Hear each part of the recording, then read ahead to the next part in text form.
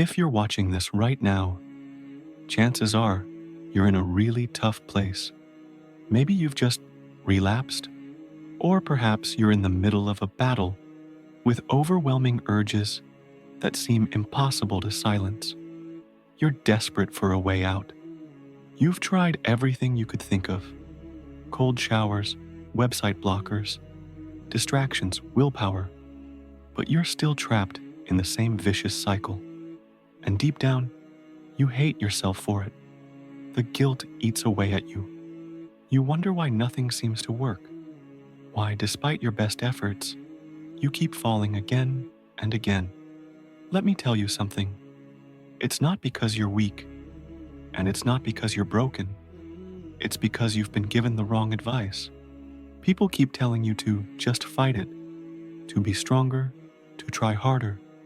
But here's the truth. No one is telling you. That advice is exactly why you keep failing. And what I'm about to share with you could completely change how you see this addiction. Before you can break free, you need to confront a painful reality. The real reason you're stuck isn't just what you're doing, it's how your own brain is deceiving you. You see, your brain has been hijacked. Every time you watch those explicit videos, every time you give in to those urges, you're not just committing a sin or making a mistake. You're literally rewiring your brain's reward system. Allah, in His perfect design, created your brain with a beautiful and natural way to reward you when you do something meaningful. When you accomplish a goal, help someone, or worship sincerely, your brain releases dopamine, giving you a sense of joy and fulfillment. But pornography hijacks that sacred system. It floods your brain with an unnatural, overwhelming surge of dopamine, far beyond what your brain was designed to handle. Over time, your brain becomes numb. The things that once brought you peace, prayer, spending time with family, working out, suddenly stop feeling rewarding. Only that artificial high feels satisfying anymore. But it doesn't stop there. Here's where it gets even worse. Every time you try to quit using sheer willpower, you actually strengthen the addiction. Sure, you might hold out for a day or two, but then those urges crash down on you like a tidal wave. That's why cold showers don't work. That's why filters and blockers don't work. They treat the symptoms, while the real disease, the hijacking of your brain, grows stronger in the background. Your brain has created what scientists call a super stimulus, like turning regular food into pure sugar and feeding it to your soul. It overwhelms the senses, short-circuits your motivation, and tricks your primitive brain, the survival part of you, into thinking that you need this to live. And when the urge hits, it feels impossible to resist. But here's the beautiful part. Here's the reason I'm still filled with hope for you. The same brain science that explains why you're stuck also reveals the path to freedom. There is a method, simple yet deeply powerful, that can help you rewire your brain, rebuild your spirit, and break this cycle for good. And most people don't even know it exists. Fighting this addiction in the wrong way is dangerous. It makes you believe that you're failing because you're not trying hard enough, or because your iman is too weak. It tells you that you must not want freedom badly enough.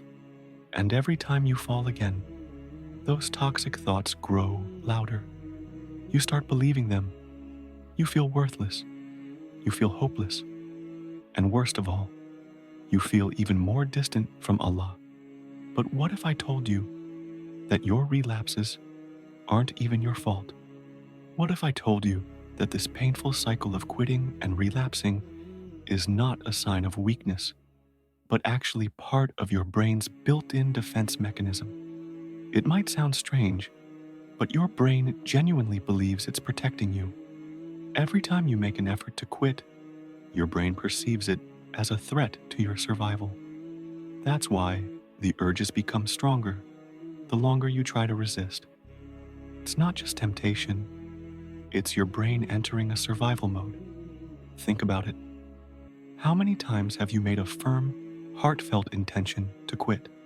You felt fired up with motivation, certain that this time would be different. You told yourself, that's it, I'm done for good. And maybe, for a few days, or even a week, you were doing great. You felt strong, hopeful, like you were finally in control. But then, it happens. Out of nowhere, the urges start creeping back in. They become louder, more intense, until they feel unbearable. And before you realize it, you've relapsed again. How did you feel afterward? Probably worse than ever. You felt crushed, like a failure. You started believing there was something broken inside you, that maybe you were beyond saving. But here's the truth that nobody tells you.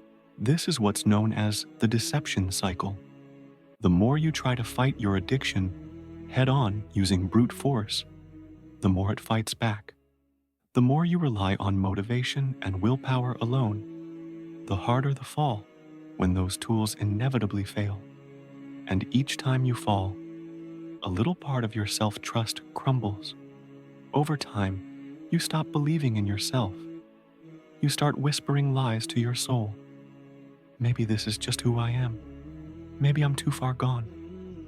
But my dear brother or sister, I need you to hear this. Your relapses are not signs of failure. They are signals. They are your heart and mind trying to guide you toward the real solution. A solution that works with your brain, not against it. When the next urge hits, and it will, don't panic. Don't fight it. Don't run for distractions. And above all, don't drown in guilt or shame. Instead, do something powerful, something wise. Sit with it. Observe it. Watch it as though you're watching a cloud float across the sky. Scientists call this technique urge surfing. Picture your urge like a wave. It builds up, it reaches a peak, and then, just like every wave in the ocean, it crashes and fades away. Every single urge you've ever had has passed. The only reason they feel unbearable is because you resist them. You panic. You fight. But the moment you stop resisting and simply observe the urge, you'll discover something incredible. It's temporary. It's not who you are. It's just a wave passing through. What's even more amazing is that modern science is only now catching up to something our Deen taught us over 1,400 years ago. When Prophet Yusuf, alayhi salam, was faced with the ultimate temptation, what did he do? He didn't stand there and fight it with willpower. He didn't try to argue with the urge. As the Quran tells us, he ran. He removed himself from the situation. He didn't engage with the temptation. He escaped it. And this act of running, it wasn't weakness. It was wisdom. It was prophetic intelligence. It was spiritual clarity. And that's why Allah, in His infinite mercy, refers to Himself as Al-Latif, the most subtle, because sometimes the solution isn't in fighting harder, but in understanding deeper. Each time you resist the urge, not by fighting it, but by observing it, you're actually retraining your brain. You're breaking free from the deception cycle, one wave at a time. You're teaching your brain that these urges are not threats, and they're not promises of pleasure either. They are simply thoughts passing through. And now the question is, how can you use this beautiful, science-backed, Islamically aligned method in your daily life? Step 1. Pause. The moment you feel that familiar urge beginning to rise, don't panic. Don't scramble for distractions. Don't try to suppress it with guilt or shame. Just stop. Whatever you're doing, pause. Take a breath and become still. Step 2. Set a timer. Grab your phone or watch and set a timer for 15 to 30 minutes. This isn't about resisting for hours or days. Just tell yourself, my brain can handle anything for just 15 minutes. That short window is where everything begins to shift. Step 3. Observe the urge. Now here's the moment that will change everything. Sit down, close your eyes, tune into your body. Ask yourself, where do I feel this urge? Is it in your chest, your stomach, your throat? Just observe. At first, the urge will grow louder. Your brain will scream for attention. You'll hear the familiar whisper, just this one last time. You can quit tomorrow. Just give in and start fresh later. This is normal. These are just thoughts. They are not commands. Let them come and then let them go. Like clouds in the sky, passing, drifting. And do this every single time an urge hits. Every single time. Why? Because each time you practice this, you're building a new neural pathway in your brain. You're rewiring your mind. You're teaching it a different response. One rooted in awareness, not compulsion. One rooted in patience, not panic. Here's where many people get trapped. They try this method once or twice, feel some relief and think, I'm cured. I've beaten this. And that's exactly when Shaitan strikes hardest. That false sense of security is his opening. You need to make this process your default response to every urge for at least 90 days. That's how long it takes to rewire your brain and transform your habits. Now let's go deeper. Let's connect this to your Deen. When you're caught in the cycle of addiction, Shaitan whispers lies into your heart. He tries to convince you that Allah hates you, that you're too impure to pray, too filthy to raise your hands in dua, that your sins have made you unworthy of Allah's mercy. But what if I told you that this entire struggle you're facing is actually a sign that Allah wants you closer to Him? Think about it. Every time you relapse, what's the first thing you feel? Guilt, shame, a desperate need to repent and ask for forgiveness. That guilt, that pull on your heart, that's Allah calling you back. Even if just for a moment, your heart turns to Him. That's not punishment. That's divine mercy. These moments of struggle, these relapses and regrets, they are not signs of your failure. They are signs that Allah hasn't given up on you. He's using this battle to draw you near. The question is, are you listening? And remember, Shaitan doesn't waste his time on those who are already lost. He focuses on the ones who are trying to rise. Your struggle isn't proof of your weakness. It's proof that you're on the right path, that you are trying, and that scares him. Let me tell you what happens next. Most people will watch a video like this, feel inspired for 5 minutes, and then go right back to the same habits. But you're still here. You stayed until the end. Why? Because deep down you know, this is your moment, your only moment to change everything. Here's what you've learned today. Your brain has been hijacked. The key to breaking free is not in battling your urges, but in observing them, just 15 minutes at a time.